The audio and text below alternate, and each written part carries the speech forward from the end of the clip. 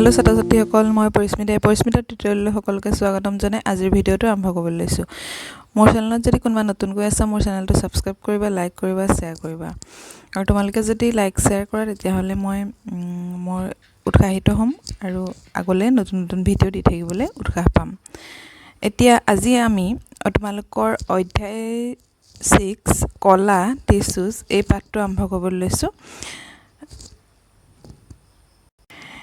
ইয়াৰ আগৰ পাঠটো আমি তোমালোকৰ কোষ যে জীৱদেহৰ মৌলিক একক সেইখিনি আলোচনা কৰিছিলো আৰু আজি আমি কলা নুকি সেইখিনি আলোচনা কৰিম চাও ছাত্ৰ ছাত্ৰীসকল এই চিত্ৰখন এবাৰ মন কৰা তোমালোকে যে ইয়াত কি দিছো কোষ দিছো কোষৰ পাছত কাৰ্চিন দি বেলা তললে কলা দিছো তাৰ পিছত অংগ দিছো আৰু তাৰ পিছত অংগতন্ত্ৰ দিছো এতিয়া কোষ হৈছে কোষৰ ভিতৰ কি আছিল আমি সেইখিনি আলোচনা কৰি কোষ এটাৰ ভিতৰত আৰু কোষনো কি জীৱদেহৰ গঠনৰ মৌলিক একক তোমালোকে যেতিয়া ঘৰ এটা বনোৱা হয় ঘৰ এটা বনাওতে প্ৰথমে এছৰ পৰা ইটাৰে আৰম্ভ হয় তাৰ পিছত আকৌ কি হয় তাতে আকৌ কি হয় আকৌ এছৰ পৰা ইটা এনেকে পেলাই গঠিত হৈ পেলাই কি হয় এখন ওয়াল হয় প্ৰথম এখন ওয়াল হয় এই যে কোষবিলাকে গঠিত হল এটা এই ইটা এটা দেখুৱাইছো যে এইবিলাক হৈছে ধৰি লৈছো আমি এটা কোষ এই কোষবিলাকেৰে গঠিত হৈ পেলাই এখন ওয়াল হল ধৰিলা কেবাকে বহুতো কোষ যেতিয়া লগ লাগিব তেতিয়া কি হ'ব কলা হ'ব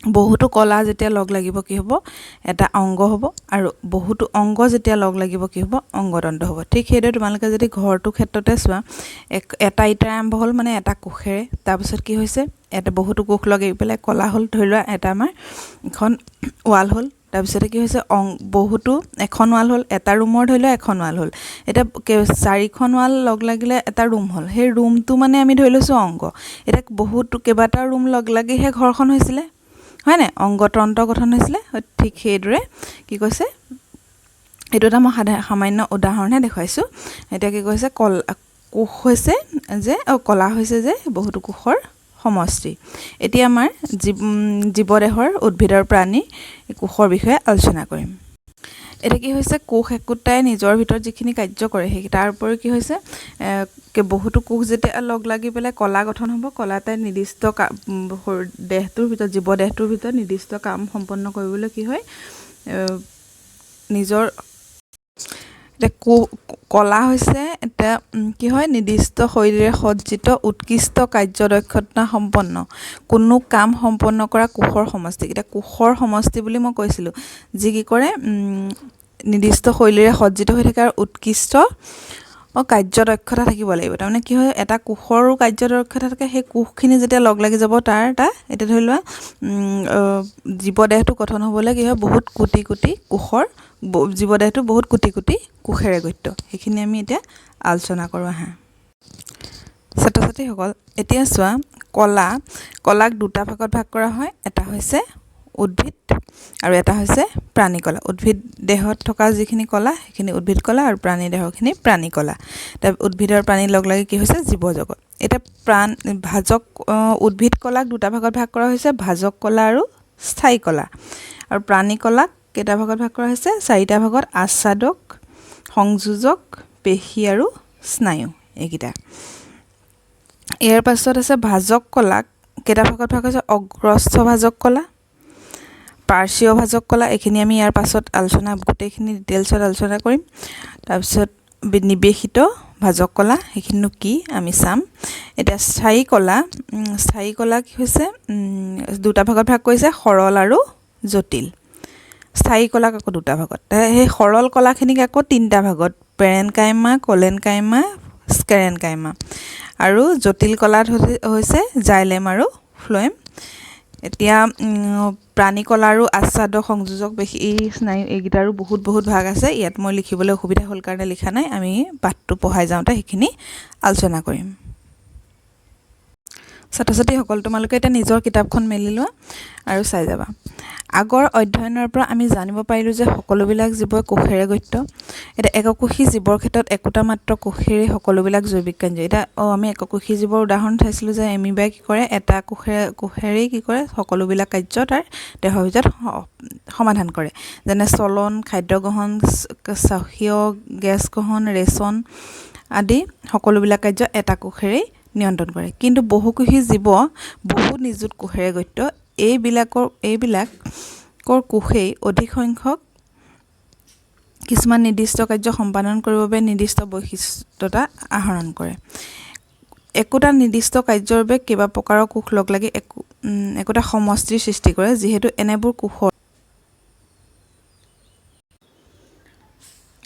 এনেবোৰ কোষৰ একোটা সমষ্টিয়ে বিশেষ এটা কাৰ্য সমাধান কৰাৰ সামৰ্থ্য থাকে, সেয়েহে ইহঁতে অতি দক্ষতাৰে কাৰ্যটো সম্পন্ন কৰিব পাৰে। এতিয়া মানৱ শৰীৰৰ ক্ষেত্ৰত চলন কাৰ্যৰ বাবে পেশী কলাই সংকোচন আৰু প্ৰসাৰণ কাৰ্য সম্পাদন কৰে। স্নায়ু কোষে স্নায়ু প্ৰেৰণা বহন কৰে। ৰক্ত কলাই অক্সিজেন আহাৰ আৰু বৰ্জিত পদাৰ্থ সৰবৰাহ কৰে। তাৰমানে প্ৰতিটো কোষেই কি কৰে, বেলেগ বেলেগ কাৰ্য সম্পাদন কৰে। এতিয়া উদ্ভিদৰ ক্ষেত্ৰত আহাৰ আৰু পানী পৰিবহণ সংবহন কলাই সম্পন্ন কৰে, যে জাইলেম ফ্ল'য়েম, সেইখিনি আমি আগতে পাইছোঁ। অৰ্থাৎ বহুকোষী জীৱই বিভাজন দেখুৱায়। এতিয়া বিভাজন মানে ভাগ কৰি লৈছে যে প্ৰতিটো অংগই বেলেগ বেলেগ ধৰণে কাম কৰিছে। এতিয়া জীৱদেহৰ কোনো এটা নিৰ্দিষ্ট কাৰ্যৰ বাবে জড়িত কোষবিলাক সদায় একোটা সমষ্টি হিচাপে থাকে।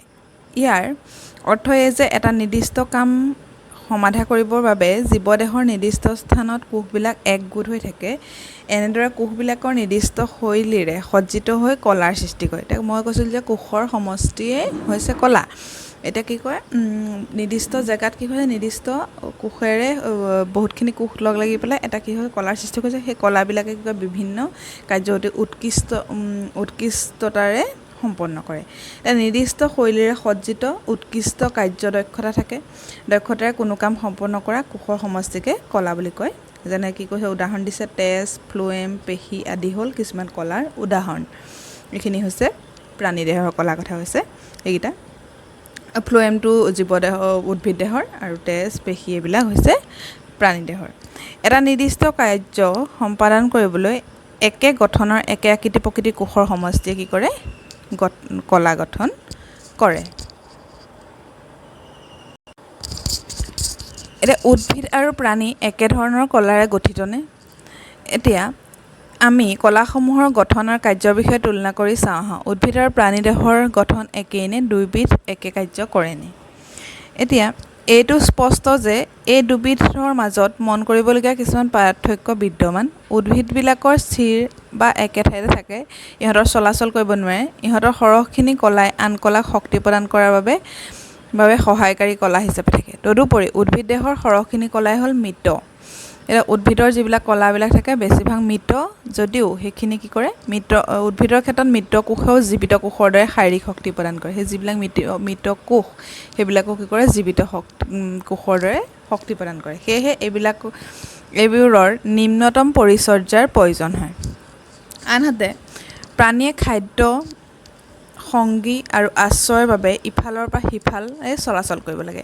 সেয়েহে এই শ্ৰেণীৰ জীৱক বহু বেছি পৰিমাণৰ শক্তিৰ প্ৰয়োজন, আৰু ইহঁতৰ সৰহখিনি কলাই হ'ল সজীৱ আৰু জীৱিত। এতিয়া প্ৰাণী দেহৰ কি হয়, সৰহখিনি কলাই সজীৱ আৰু জীৱিত, কিন্তু উদ্ভিদৰ বহুতখিনি কলা কি হৈছে, মৃত, যদিও কি কয় সেইখিনিয়ে শাৰীৰিক শক্তি প্ৰদান কৰে। এতিয়া ইয়াত আৰু এটা পাৰ্থক্য কৈছে, উদ্ভিদ আৰু প্ৰাণী অন্য এক পাৰ্থক্য হ'ল ইহঁতৰ দেহৰ বিকাশ আৰু বৃদ্ধিৰ স্বৰূপ। এতিয়া উদ্ভিদৰ ক্ষেত্ৰত ইহঁতৰ বৃদ্ধি কোনো এক অঞ্চলত সীমাবদ্ধ হৈ থাকে, কিন্তু প্ৰাণীৰ ক্ষেত্ৰত সেইটো নহয়। উদ্ভিদৰ ক্ষেত্ৰত গোটেই জীৱনজুৰি একেখিনি কলাই বিভাজিত হৈ থাকে, আৰু বিভাজনক্ষম কোষখিনি দেহৰ কোনো এক বিশেষ স্থানত সীমাবদ্ধ হৈ থাকে। ইয়াৰ ওপৰত ভিত্তি কৰিয়ে উদ্ভিদ দেহৰ কলাক ভাজক কলা আৰু স্থায়ী কলা বুলি শ্ৰেণীবিভাজন কৰিব পাৰি, আৰু প্ৰাণী দেহৰ কোষৰ বৃদ্ধি এক মান বিশিষ্ট। সেয়েহে প্ৰাণী দেহৰ বিভাজিত আৰু অবিভাজিত অঞ্চল বুলি পৃথকীকৰণ কৰিব নোৱাৰি। এতিয়া এটা উচ্চ খাপৰ উদ্ভিদতকৈ এটা উচ্চ খাপৰ প্ৰাণীৰ অংগৰ সংগঠন আৰু অংগৰ তন্ত্ৰৰ গঠন বহুত বিশেষত্বপূৰ্ণ বুলি কৈছে। এই মৌলিক পাৰ্থক্যৰ ওপৰত ভিত্তি কৰি এই দুই প্ৰধান জীৱৰ ধাৰণ প্ৰণালীৰ পাৰ্থক্য বিবেচনা কৰিব পাৰি।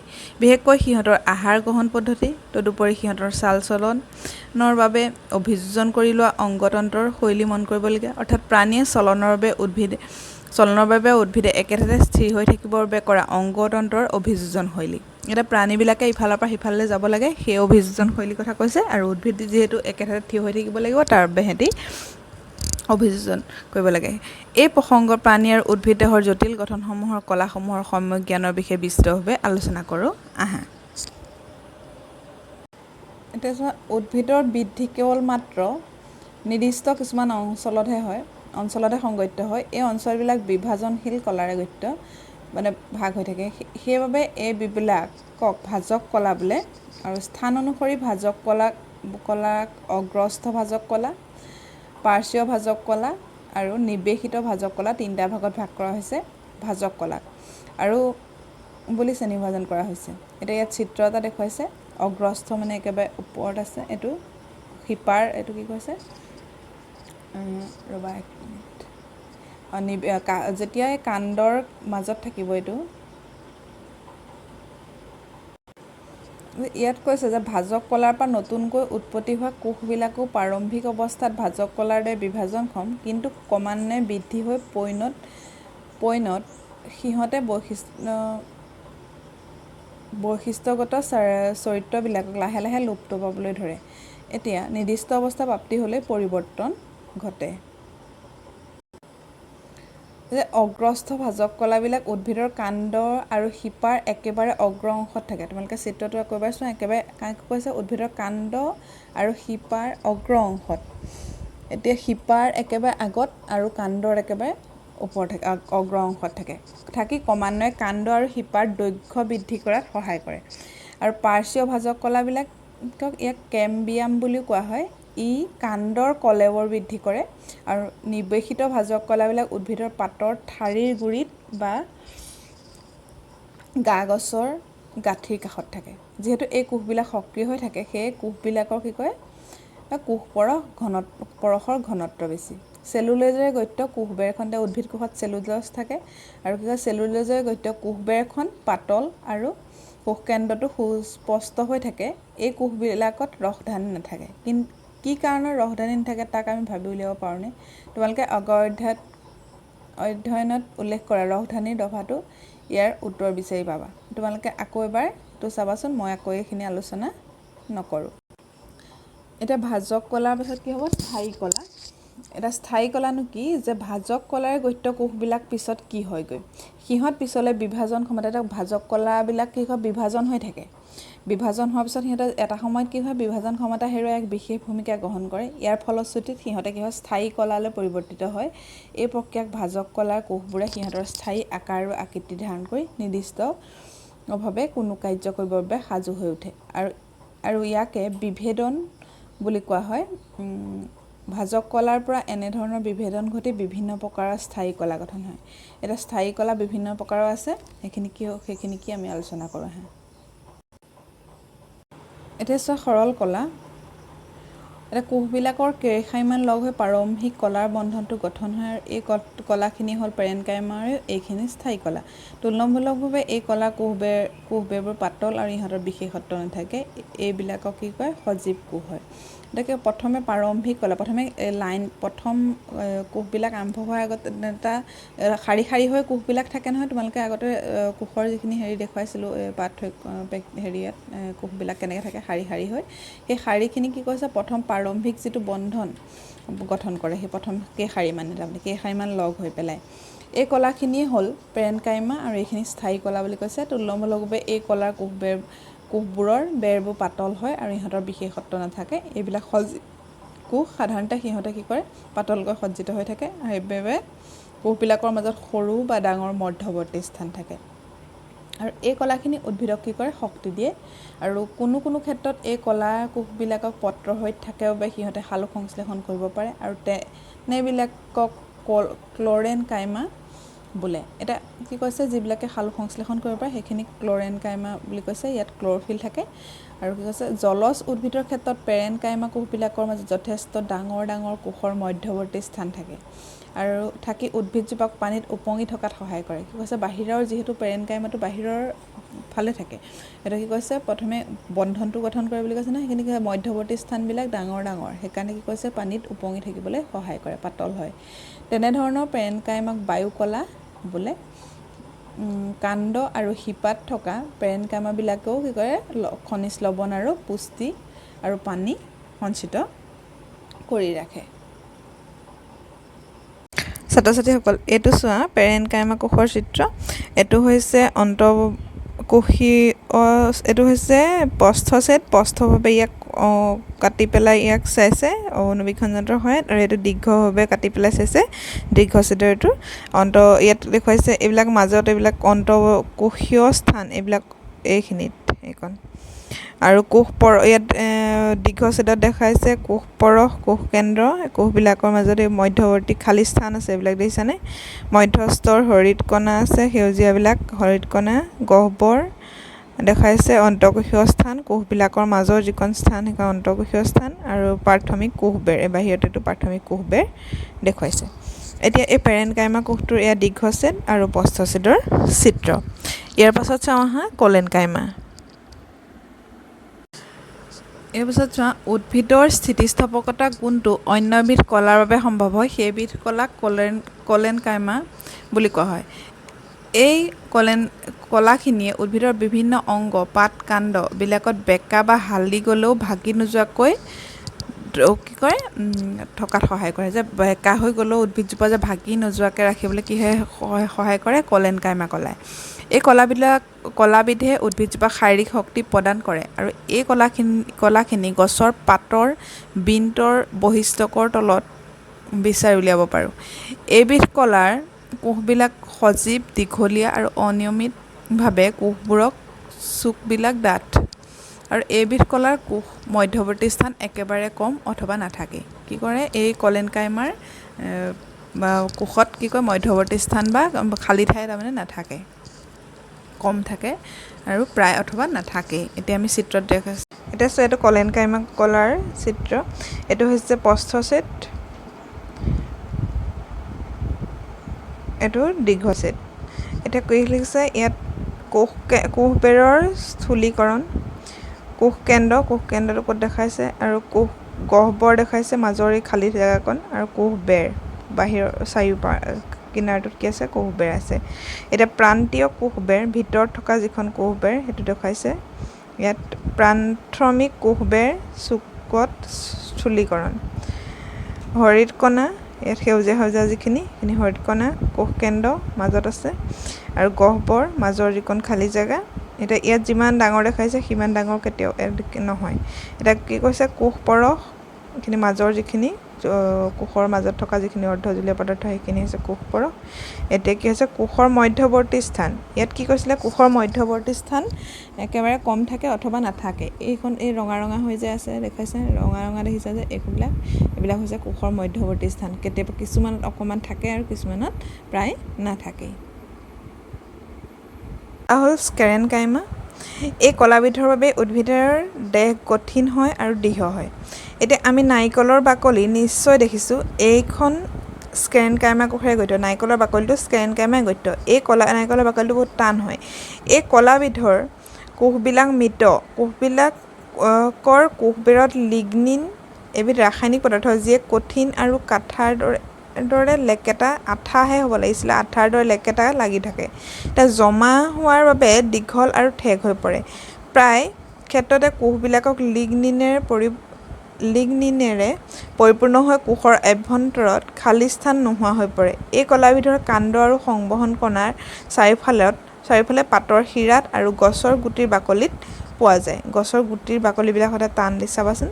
পাতৰ চাৰিওফালে কৈছে কলাবিধ কাণ্ড আৰু সংবহন কলাৰ চাৰিওফালে আৰু পাতৰ শিৰাত আৰু গছৰ গুটিৰ বাকলিত পোৱা যায়। এই কলাখিনি উদ্ভিদৰ অংগক দৃঢ়তা প্ৰদান কৰে।